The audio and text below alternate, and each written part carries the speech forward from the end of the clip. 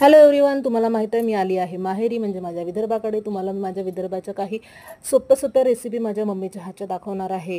तर आज आपण बघणार आहे कांद्याची सुकी भाजी. त्यासाठी माझ्या मम्मीने काय केले, 4 ते 5 मस्त कांदे घेतले, त्याला व्हिडिओवर मस्त कचकच कापून घेणार आहे. ही एक आळशी मुलगी आहे जी माहेरी येऊन खूप आळशी झालेली आहे.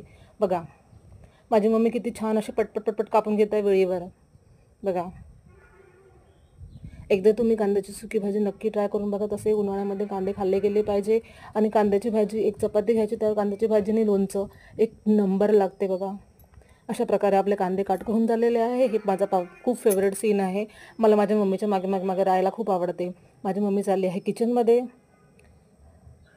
माझी मम्मी झाली आहे थोडीशी मस्तीमध्ये आली होती. खूप मस्ती करत होती माझी मम्मी बघा. म्हणून मी थोडासा व्हिडिओ पॉज केला होता. नंतर आम्ही कंटिन्यू केला. नंतर गॅसवर माझी मम्मीने पॅन गरम केलं, त्यामध्ये मम्मी तेल टाकत आहे.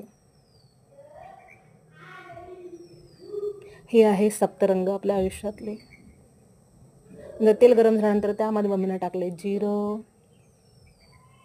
मोहरी आणि आपण जे कांदे कट केले होते ते टाकले बघा. आता त्याला मस्तपैकी मम्मी हलवून घेणार आहे बघा. आणि त्यामध्ये टाकणार आहे सुके मसाले आपण आपल्या आवडीप्रमाणे, टेस्टप्रमाणे टाकायचे आहे. पण कांद्याची भाजी आहे तर याच्यामध्ये तिखट जरा व्यवस्थित असलं पाहिजे. त्यामध्ये मम्मीने हळद आणि 2 चमचे तिखट घेतलेलं आहे, कारण जर आपण तिखट कमी टाकलं तर कांद्याची भाजी गुळचट लागेल.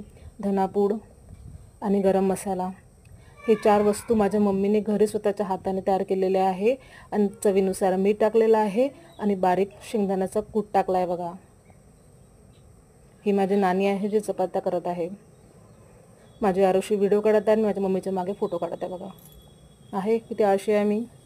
आता आपले कांदे मस्तपैकी होत आले आहे बघा. एकदा तुम्ही कांद्याची सुकी भाजी नक्की ट्राय करून बघा आणि कमेंट करून मला नक्की सांगा तुम्हाला माझे विदर्भाचे व्हिडिओ कसे वाटत आहे, माझ्या मम्मीचे व्हिडिओ कसे वाटत आहे, एकदा नक्की सांगा. आपले कांदे आता होतच आले आहे. आता आपण जे प्लेटमध्ये सुके मसाले काढले आहे ते टाकणार आहे. आता व्यवस्थित मिक्स करून घेणार आहे बघा. अशा प्रकारे आपली कांद्याची सुकी भाजी तयार झाली आहे. कमी सामग्रीमध्ये झालेली आहे. यामध्ये लसूण टाकायची गरज नाही, ओन्ली कांद्याची भाजी आहे बघा. त्याला छान असं तेल सुटलेलं आहे, म्हणून आपली कांद्याची भाजी रेडी झालेली आहे. आजची रेसिपी तुम्हाला कशी वाटली कमेंट करून मला नक्की सांगा. भेटू नेक्स्ट व्हिडिओमध्ये अशाच विदर्भाच्या मम्मीच्या हातच्या रेसिपींसोबत. Bye bye.